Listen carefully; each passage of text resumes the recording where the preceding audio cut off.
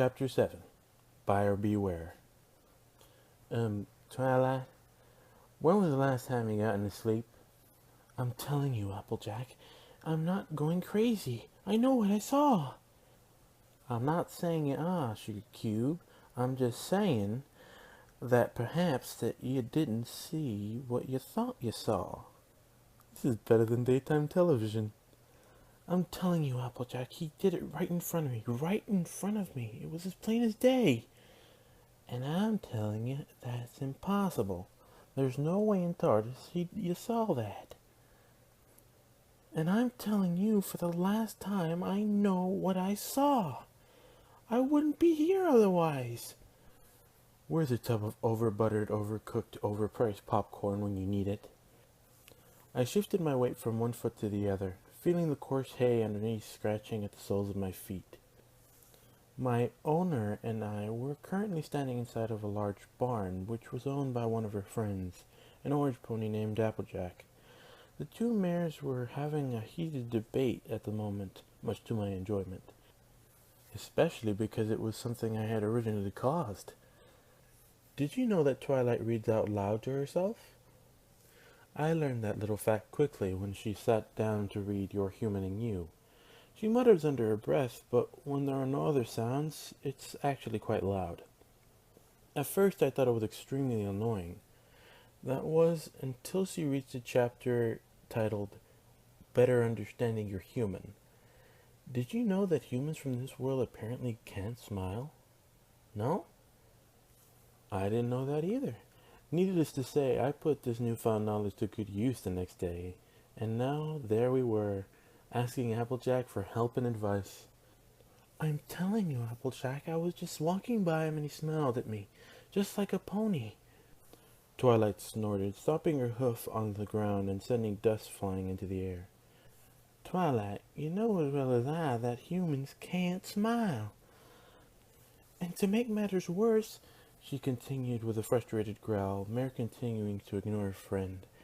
He's been doing it non-stop, but only when I'm the only one looking. It was clear from Applejack's expression that she was done arguing. Rolling her eyes, the orange pony simply lowered her hat further across her face and turned away from Twilight. She limped slightly, her back left leg bound around the ankle. I'm sorry, Twilight, but I simply don't have time for this, she huffed, returning to what she was originally doing when we had first arrived, feeding her humans. There were hundreds of them in the barn, packed into little enclosure-like areas around the walls of the barn. It kind of reminded me of an indoor cattle barn back home. There were an equal amount of males and females, each gender placed in separate pens. All the humans were naked, but after dealing with that for about 3 weeks now, I had become desensitized to it. They shuffled around, eyeing Twilight at me with an animalistic curiosity, grumbling and growling to each other. Have you ever seen a human growl like a monkey and actually mean it? It's actually quite fitting. Twilight sighed, defeated. Her head hung low and her ears splayed backwards. She looked tired, her hair disheveled and bags under her eyes. I took pride in her appearance. It had been hard work, after all. I'm sorry, AJ.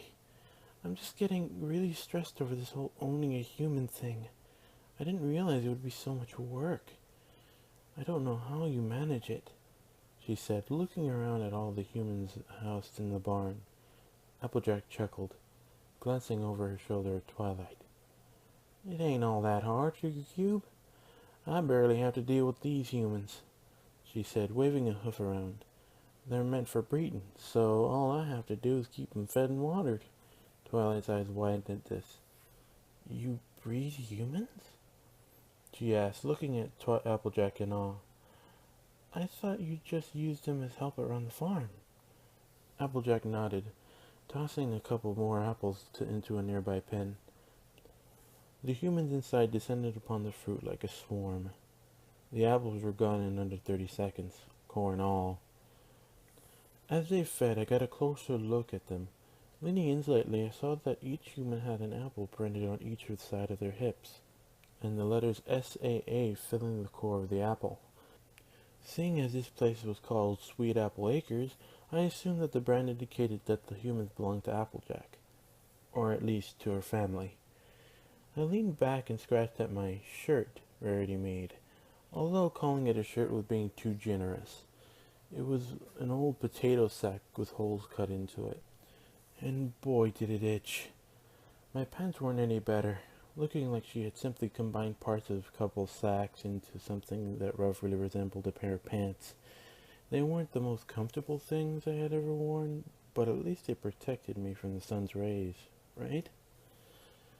We use them for both breeding and working, she said, trotting to the next pen.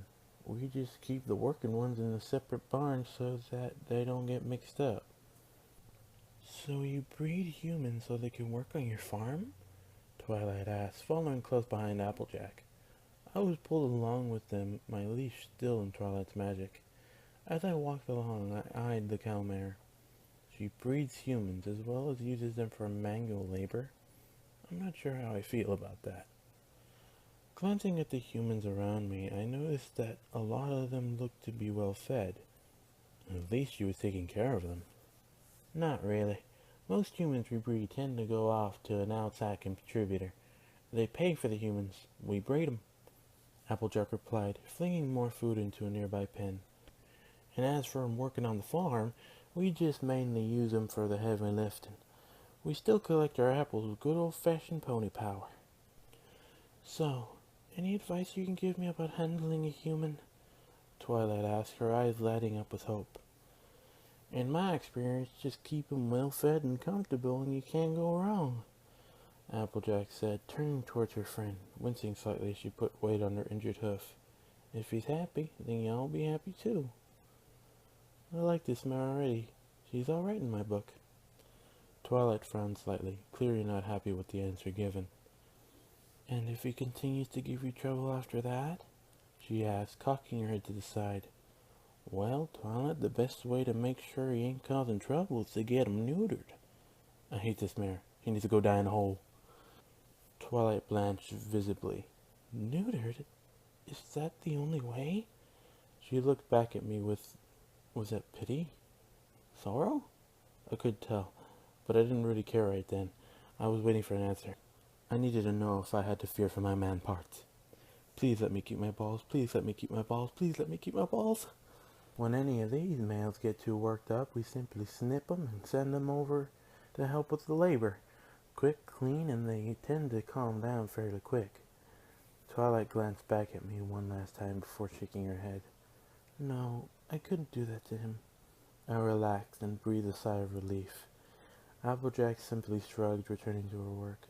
It doesn't matter to me, but just let me know if you change your mind. I know a pony that can help out. Reaching the end of the row of pens, Applejack handed Twilight an apple before throwing the remainder into the last pen, causing another freezing frenzy. Twilight floated the apple over to me. I took it and looked at it. It looked like an apple. Was there anything else you need, Sugar Cube? If not, I have to get back to work. I need to get things prepared for this year's harvest. Are you going to be able to participate this year? Twilight asked, glancing at Applejack's injury. I sniffed the apple. It smelled like an apple. The doctor said it should be fully healed in 2 weeks, Applejack said, smiling at Twilight. Besides, I wouldn't miss it for the world. I bit into the apple, my eyes widening as I chewed. It tastes nothing like the apples back home, or even the ones Twilight had been feeding me. It was the most delicious, juiciest, and most heavenliest apple I had ever tasted. Sadly, I consumed it too quickly, and before I knew it, it was gone. Okay, but don't be afraid to ask for help if you need it, Twilight said, flashing Applejack a quick smile. I looked around for another apple, but sadly couldn't find any more. The 3 of us headed upwards to the barn door, the mares talking quietly about the upcoming harvest. I was content to simply lick my hands clean of the remaining apple juice. Reaching the barn door, we exited out into the heat of the summer sun. Closing the door behind us with a shove, Applejack turned to Twilight. It was a pleasure talking to you, Twi. she said, hugging her friend. Thanks for listening, AJ, Twilight said, returning the hug. Releasing each other, Applejack limped off towards the house in the distance, waving back at us as she went. As Applejack limped away, Twilight turned to look at me. We stared at each other for several seconds, eyeing each other intently. Then I smiled, flashing my teeth at her. Her eye twitched and she ground her teeth in frustration. My smile grew and I began to chuckle softly. That mare had a set of lungs. She could scare away birds for miles with that scream of hers. It had been nearly a week since I had arrived in the little town of Ponyville, and I had decided to make Twilight's life a living hell. Why? Because I felt like it. And because if they were going to treat me like an animal, might as well act like one, right? Anyway, as I said, it's been a week since Twilight had become my official owner, and she was already looking stressed. The first morning when she had come down and discovered the little present I had left for her on the rug was truly memorable. Her expression had been priceless, and I had enjoyed watching her clean it up. Too often it had been me cleaning up after my dog, but now it was someone else's problem to clean up after me. I had been having a blast until she locked me in the basement for the rest of the day to punish me. 2 more accidents later, and I was released from the basement and stuck in the yard. One thing I'll say for that mare is that she learns quick. Accidents aside, I went out of my way to frustrate her. When I was finally let back inside the library, I paced back and forth. This simple action seemed to drive her insane. Weirdly enough, she seemed quite fine with it when she was the one doing the pacing. She would yell at me to sit down, and I would, for about 5 minutes. Then I would start pacing again. Once she had left something she called a friendship report laying around when she visited her friends. Unfortunately for her, she had left it just within my reach. Not taking the time to read it, I proceeded to shred the scroll into pieces, flinging the tiny pieces of parchment into various corners of the room. I'm pretty sure she had an aneurysm when she had returned, and I got another trip to the basement. There was also the matter of going outside. I would stand by the front door and nudge my head against it, something I had picked up after watching other ponies and their humans, indicating I wanted to go out. Once outside, I would nudge my head against the door again, indicating I wanted to go in. I could get away with repeating this action several times before Twilight would get fed up and either leave me outside or keep me inside. It was especially fun to do this when she was trying to read. Another fun time for me was bath time. Twilight had read in Your Humaning You that you should bathe your human on a daily basis. Something about keeping our skin healthy or something like that. Needless to say, during these bathing sessions, I managed to empty the tub at least twice each time she bathed me. Even with her magic, I was able to get her stroking wet by the end of the bath. At night I would shuffle around downstairs, making as much noise as possible. As the night progressed, I would start banging my fist on the wall and rapping on the window panes. Eventually, Twilight would come down and see what I was doing. Spike was still too terrified of me to be alone in the same room as me, and I would start nudging my head against the door. She would let me out and stand there as I wandered around the yard aimlessly. Frustrated, she would pull me back inside and head back upstairs. I would rest for a couple of hours, then start up again. Needless to say, after a week of this, Twilight looked stressed and tired, and I was actually beginning to enjoy myself. This whole being in another world thing might actually work out after all. We returned to the library after our meeting with Applejack. Opening the door, Twilight entered and secured my leash to the wall as usual. Sighing, she climbed the stairs. Her head hung low. Watching her go, I chewed on the inside of my cheek. What's bugging her? I thought as she disappeared upstairs. Oh yeah, me. I smiled at this, then proceeded to sit down in my comfy little bed. It wasn't that big, but my God was it comfortable. Even though I was lying on the floor, I never woke up with any back pains at all. Leaning against the wall, I closed my eyes and drifted off to sleep. Causing mayhem was tiring work. I was alone in the darkness. I couldn't see anything. There was nothing there for me to see anyway. I was absolutely alone. I see you, wanderer. I whirled around, searching for the source of the voice. Darkness greeted my vision. There was nothing there. If there is nothing talking, what is talking? The voice asked, amused. I started to run. I didn't care where I was heading. I just had to get away. I ran, but only darkness was with me. I was trapped in a never-ending blackness. You can't run from me, wanderer, the voice said, growing stronger. My pace increased, though it did little good. I didn't know what the voice was or who it belonged to, but I had to get away from it. My heart thudded in my chest, practically ripping itself free of my ribcage. Please, help them, another voice said, this one sounding sad.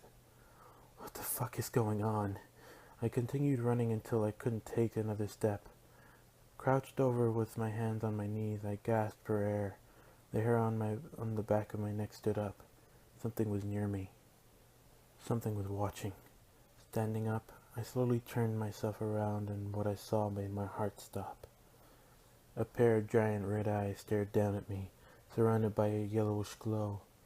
The pupils slitted and demonic, constricted, and as they focused on me, I felt a scream rise up in my chest as my mind was consumed by those monstrous eyes. Laughter filled my head as I slowly began to fade. I see you. I awoke with a start to the sound of my heart beating in my ears. Looking around, I relaxed as I remembered I was in the library. Leaning back against the wall, I wiped the sweat from my brow. The sound of hooves on wood drew my attention to the stairs as twilight descended. Her head still hung low. Walking over to the desk, she placed a rolled-up scroll on it before turning to me. There was something in the way she looked at me that I didn't like. It was almost like regret. What's she up to? I wondered as she drew nearer. Reaching me, she checked to make sure that the leash was secure to the wall before heading to the door. Opening it, she exited the library and closed the door behind her. I watched her go. I wasn't that concerned with where she was headed. She often headed over to that one place. Street Corner, was it? She would meet up with her friends to grab a bite to eat. She had taken me there once, deciding that I should stretch my legs after being locked in the basement overnight. I sat with my back against the wooden wall, wondering what I was going to do to pass the time. I thought about going back to sleep, but after that dream, I wasn't that sleepy anymore. I ran my hand along my leash absent-mindedly. As I thought, I froze as my fingers brushed over something. Lifting the leash to my face, I ran my eye over the length of the plastic. There, right in the middle of the leash, was a rip. It was so small that I barely noticed it, but it was still there. I felt the smile slowly spread across my face. If there was a tear, then that meant I possibly had a way out. Standing up, I grabbed the leash in my hands and pulled. It quivered slightly as the material became taut, but it did nothing more. Grunting, I placed a foot against the wall and pulled harder. I saw the tear begin to grow. I was making progress. Straining with all my might, I placed my other foot against the wall as well and pulled. I was basically standing against the wall, my body parallel to the floor as I strained against the leash. My face turned red as I strained. Finally, with one final tug, the leash snapped and I was free. I immediately fell, bashing my head against the floor. I simply laid there, staring up at the stars dancing around my vision. Sitting up, I shook my head. The leash dangled from my collar, no longer attached to the wall. After many failed attempts over the past week, I was free. Now I could make a run for it. I could get to the forest before Twilight even knew I was gone. Spike wasn't here. He was off having a sleepover with the Cutie Mark Crusaders, whoever the hell they were. There was no one stopping me from running now. But first, I glanced around the library, an evil smile on my face. I was going to leave Twilight a farewell present. Standing up, I began to look around for things to destroy. Twilight's desk caught my eye. as did the scroll she had placed upon it before leaving. Still smiling, I headed over to the desk and picked up the scroll, popping the seal. I unrolled it and held it under a nearby light. Let's see what I'm about to destroy. My eyes scanned the document in front of me. It was a letter to Princess Celestia. Oh God, it's not another one of those stupid friendship reports, is it? Looking closer, I noticed that there were teardrops on the scroll, as if she had been crying while writing it. Curiosity getting the better of me, I began to read. Dear Princess Celestia, it is with a heavy heart that I write to you today concerning the human you have placed in my care. I am not sure the reason you sent him to me, but I'm afraid whatever the reason was, I have failed you. Ever since he arrived, he has been causing me nothing but grief. Because of him, I have gotten in a fight with my friend Rarity. He is constantly misbehaving, despite everything I have done to stop him, and despite your reassurances that he was well behaved.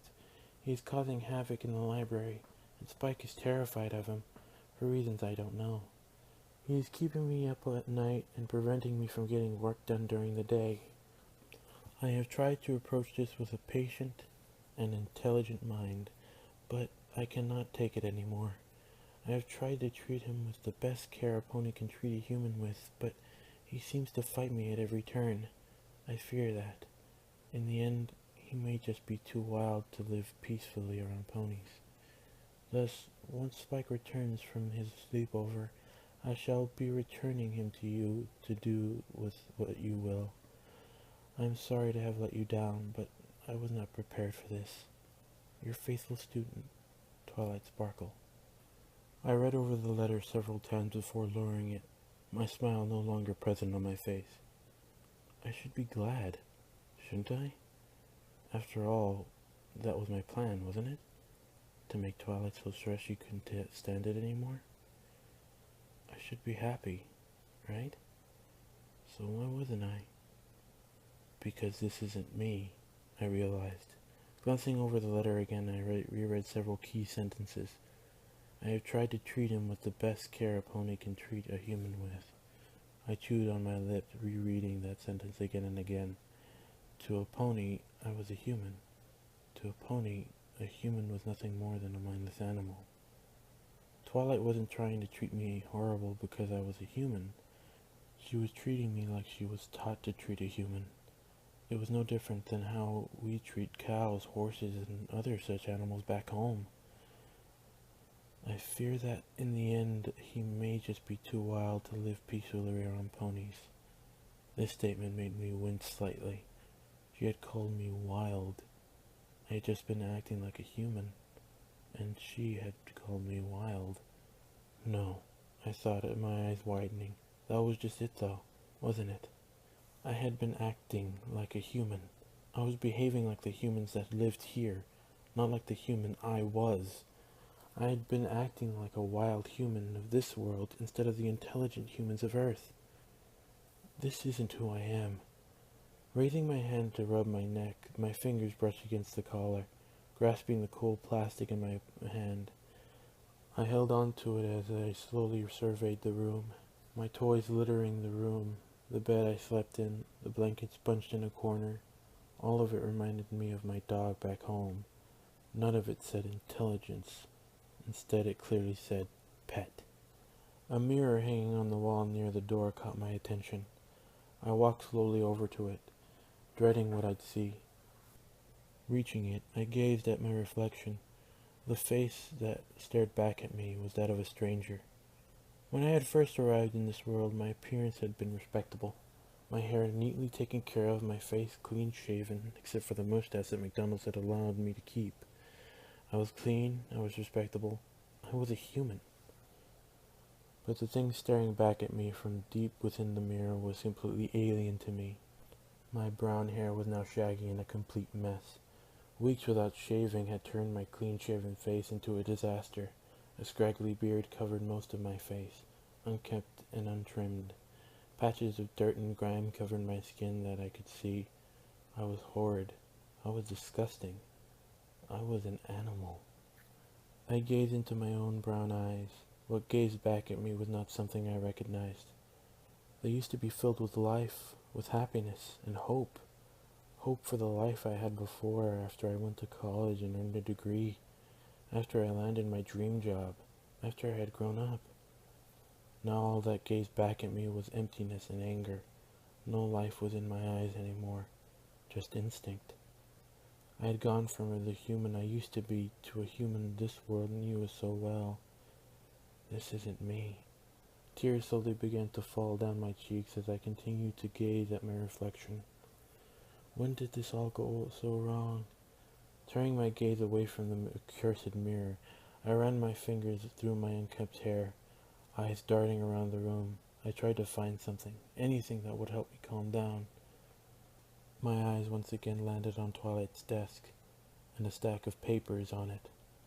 I walked over to the desk, feeling like I was underwater. Wiping the tears from my eyes, I searched the drawers of the desk until I found a bottle of ink and a quill.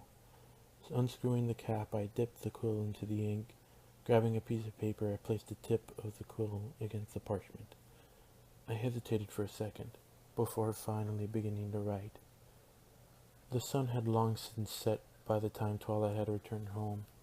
I was content to waiting for her, sitting in the dark of the library, alone with my thoughts. The sound of hooves outside the front door was what alerted me that she was home. Opening the door, I saw her standing there, bathed in moonlight. She had the saddest look on her face, and it brought tears to my eyes again, for I knew I was the one who had caused it. She stepped into the library and closed the door, darkness enveloping us again. Sitting at her desk, perfectly still, I heard her shuffling around and then the sound of a lamp being turned on. A dim light filled the room, bathing everything in a golden hue. She had her back to me, so she didn't see me right away. I saw her glance at my vacant bed. Her ears perked up immediately, and she gasped as her eyes found the tattered bit of leash still sticking out from the wall.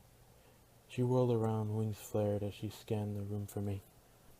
Her eyes found me, and I gazed back at her unblinking. I could see pain and fear well up in her eyes as tears began to form. "You got loose," she whimpered, still staring at me. "What in tartars did you destroy this time?" I did nothing. I just sat there staring at the mare whose life I had turned into a living hell for the past week. Slowly, steadily, I held up the parchment I had written on, showing it to Twilight. Squinting, she slowly approached me, trying to make out the words upon the parchment. When she was just a few steps away from me, she froze. Her eyes widened. Her wings flared wider as she read the 5 words I had written upon the sheet of paper. "Twilight, we need to talk." And that was Chapter 7 of Your Human and You. As always, there will be a link in the description to this story, so you can read along or just read by yourselves. There will also be ways to find me on social media, so you can ask me questions and we can talk and chill out. Also, don't forget to like, comment, and subscribe, and hit that little bell icon if you want to be the first to see these videos. And as always, I will see you all in the next video. Boo!